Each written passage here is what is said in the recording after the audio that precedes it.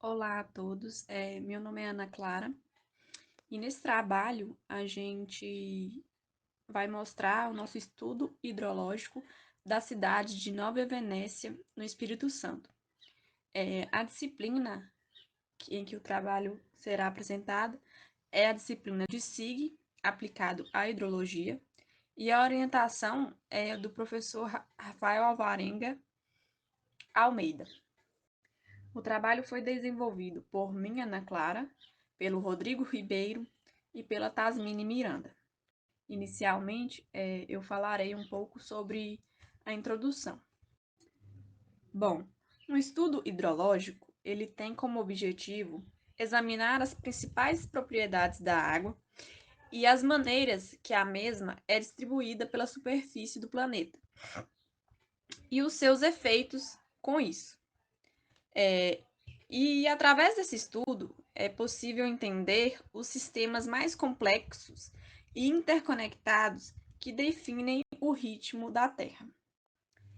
Os recursos hídricos, eles possuem importância econômica e estratégica para um bom desenvolvimento de uma região. A escassez e o excesso de água, com o tempo, vem se tornando um problema cada vez mais frequente em diversas regiões do país e do mundo. O estudo das bacias hidrográficas, através dos métodos encontrados, como modelagem e monitoramento, se tornam essenciais para que ocorra um planejamento, gerenciamento e um uso consciente do recurso hídrico.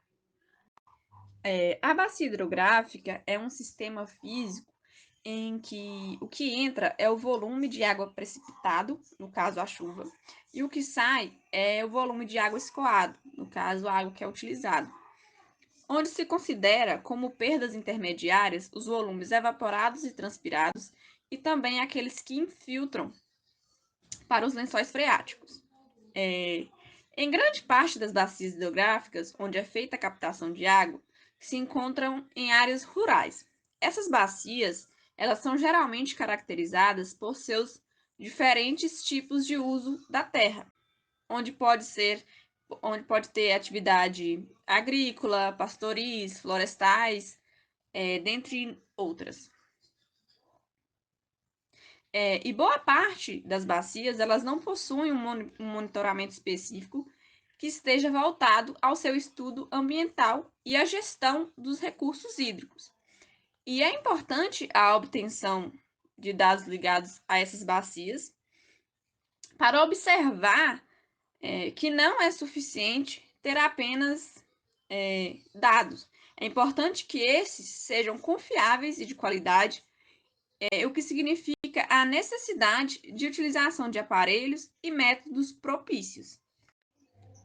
E é através do monitoramento onde há o levantamento de dados, como dados de precipitação, vazão, transporte de sedimentos e outros dados ligados a uma bacia, através de pontos de amostragens que são selecionados anteriormente, e com isso acompanham os valores e evoluções dos quantitativos de diversos parâmetros, e assim pode-se pode-se saber como funciona a bacia em questão.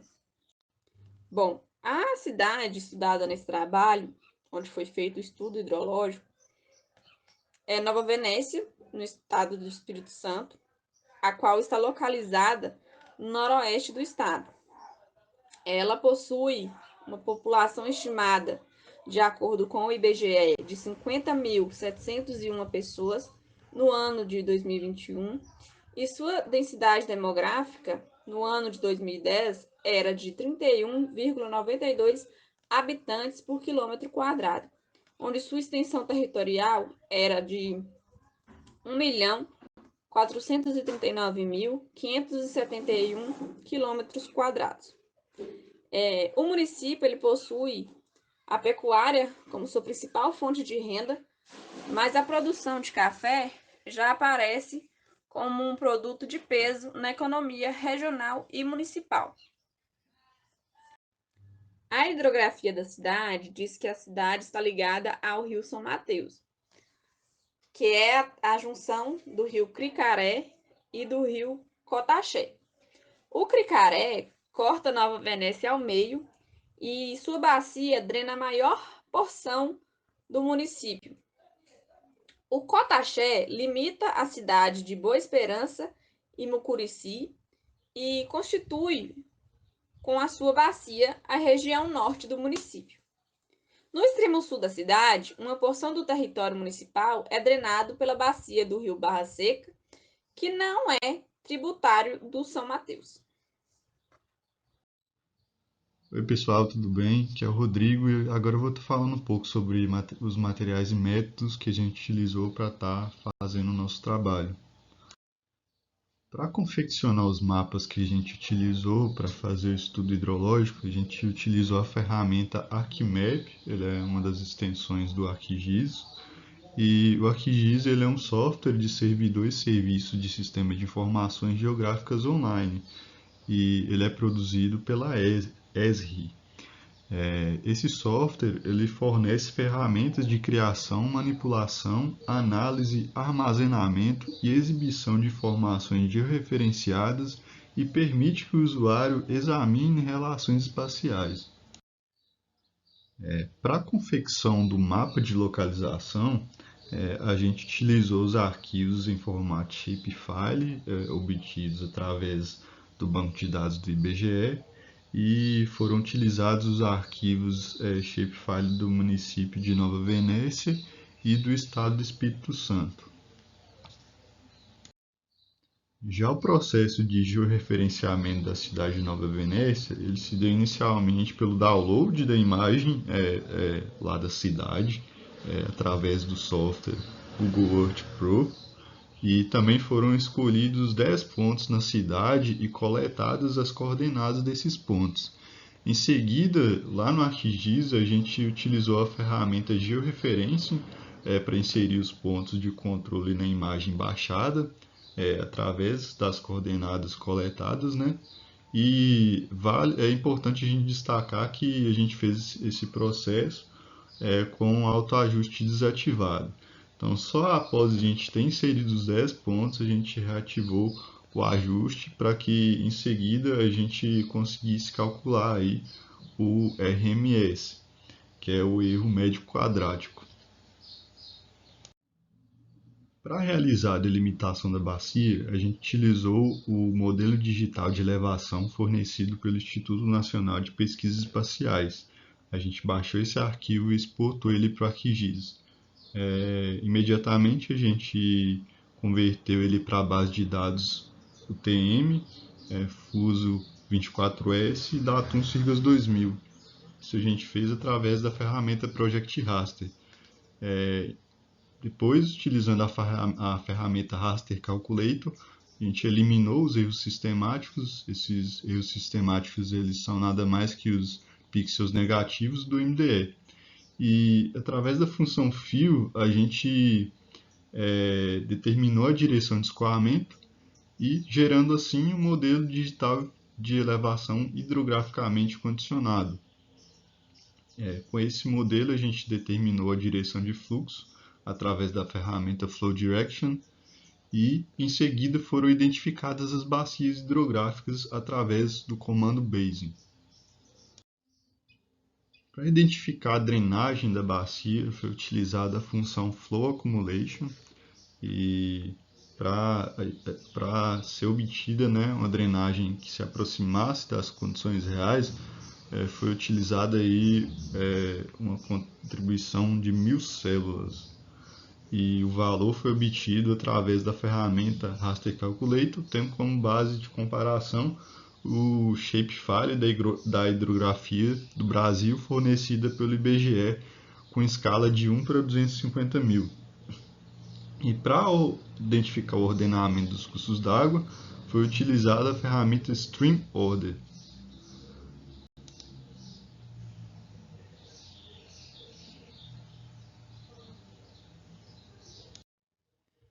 O mapa de declividade foi feito através da ferramenta Slope. E para a classificação dessas declividades, foram utilizados, né, os 6 intervalos distintos de classes de acordo com o Sistema Brasileiro de Classificação de Solos, da Embrapa. E o mapa de solos ele foi feito utilizando o shape de solos da Embrapa. A classificação de uso e ocupação do solo foi realizada através dos métodos de classificação supervisionada e não supervisionada.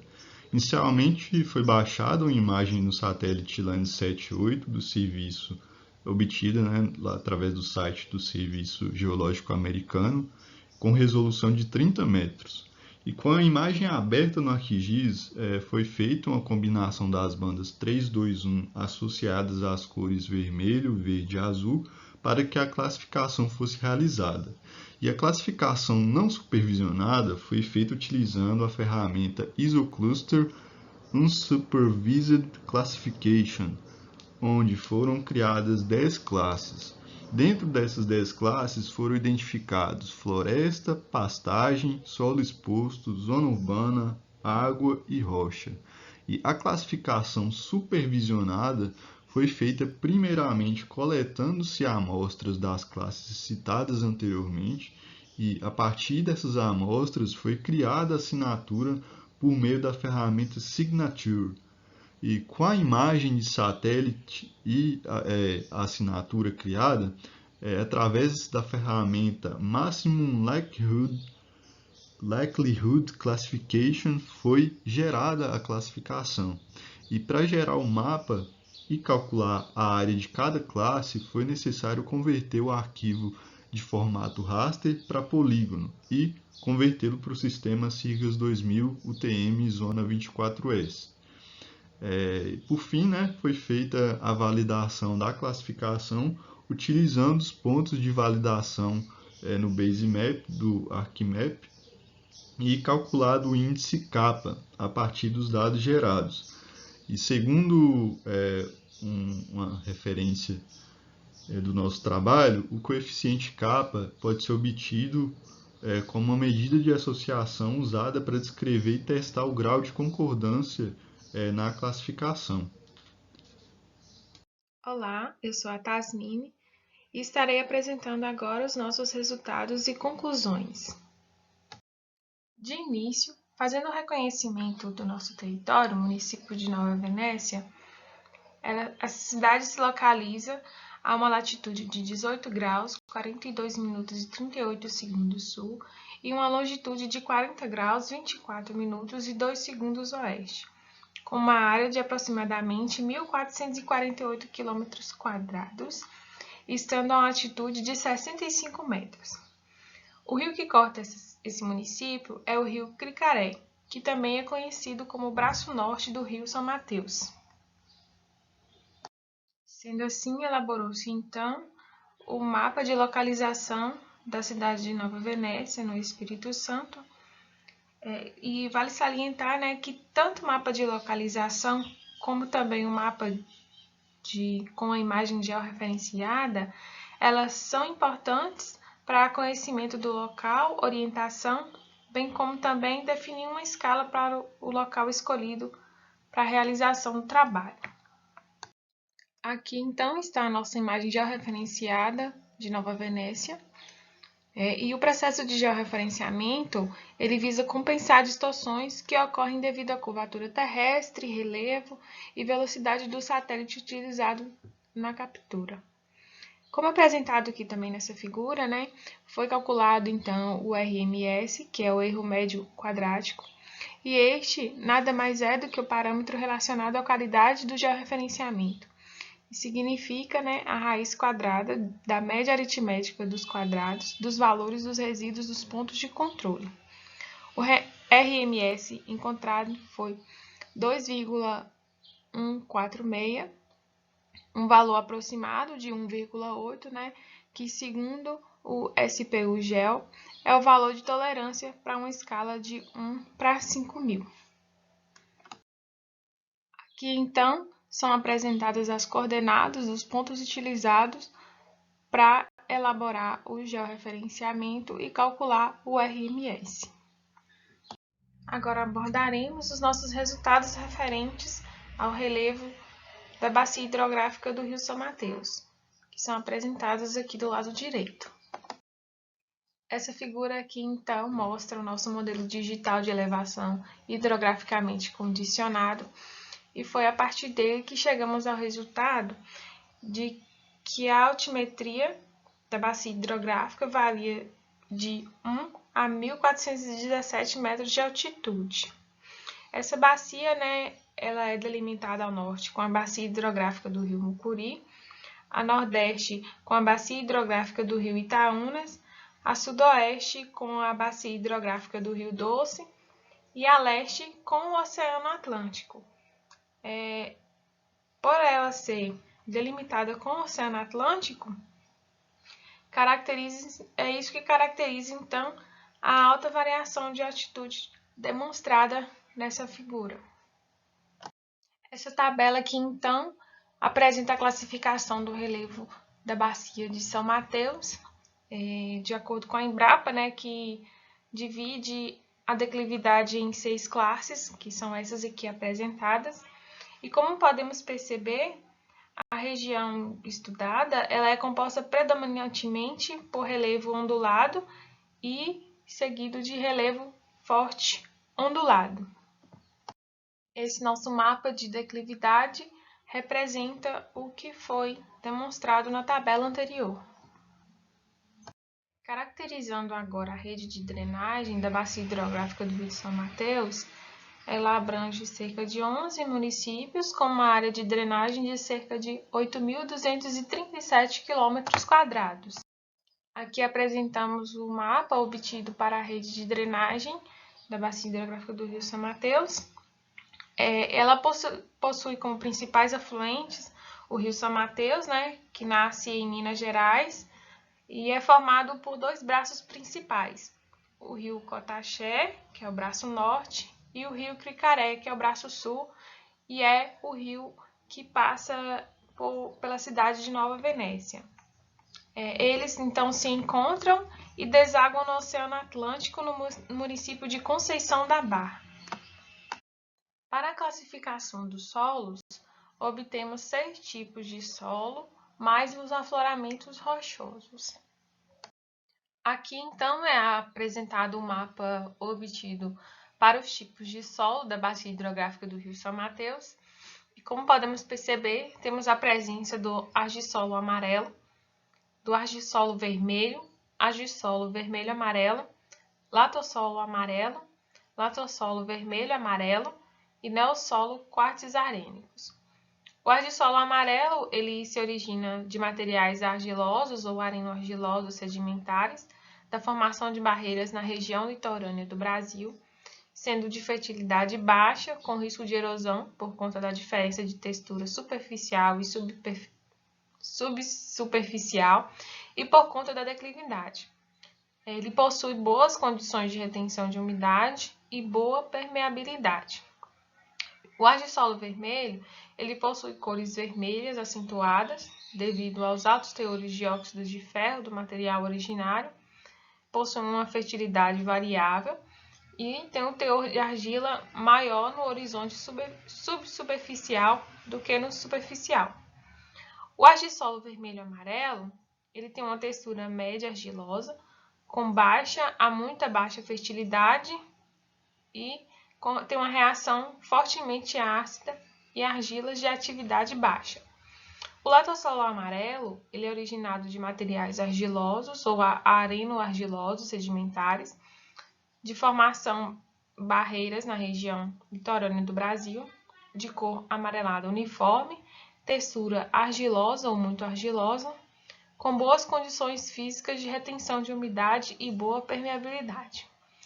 O latossolo vermelho-amarelo ele ocorre em ambientes bem drenados, sendo muito profundos e uniformes em características de cor, textura e estrutura em profundidade, com baixa quantidade de água disponível para plantas.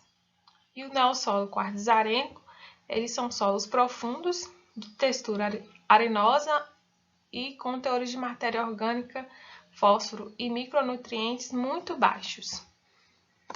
Agora apresentaremos os nossos resultados para uso e ocupação do solo para o município de Nova Venécia, tanto para o método de classificação não supervisionada e para o método de classificação supervisionada. Essa figura aqui, então, apresenta o uso e ocupação do solo na cidade de Nova Venécia pelo método de classificação não supervisionada, na qual não é necessário conhecimento prévio do local e o próprio software decide as classes a serem preparadas. E aqui podemos perceber um destaque para a presença de solo exposto como maior área de ocupação. Aqui nessa tabela, então, representa o que foi abordado no mapa anterior, que é o percentual referente a cada classe de ocupação. Nessa figura aqui, então, é apresentado o uso e ocupação de solo pelo método de classificação supervisionada, no qual agora é necessário conhecimento prévio do local e o autor contribui na decisão das classes a serem separadas. Aqui podemos ver um destaque para a presença de floresta, seguido do solo exposto. Aqui, então, é apresentado o percentual referente a cada classe de ocupação apresentado na figura anterior. O índice kappa encontrado para essa classificação foi de 0,68, um valor, de acordo com as nossas referências, que é considerado bom. Por fim, pontuamos agora as nossas considerações finais. Então, ao final da realização deste trabalho, percebemos que os estudos hidrológicos possuem grande relevância para o conhecimento de uma bacia hidrográfica. E, a partir dos resultados obtidos, fica claro que, por conta da grande área de solo exposto presente na região, há a necessidade de voltar-se atenção para medidas de conservação do solo, a fim de proteger o solo de processos erosivos e aumentar a disponibilidade de água. Os mapas elaborados, eles demonstram também a importância dos elementos visuais para a representação e entendimento das atividades de uma bacia hidrográfica. O software utilizado se demonstrou como uma poderosa ferramenta para a elaboração de estudos hidrológicos, pois, a partir do sensoriamento remoto, estes trabalhos podem ser feitos com uma maior economia de tempo e também de recursos financeiros. Aqui, então, é apresentado as nossas referências e, assim, agradecemos a sua atenção até aqui.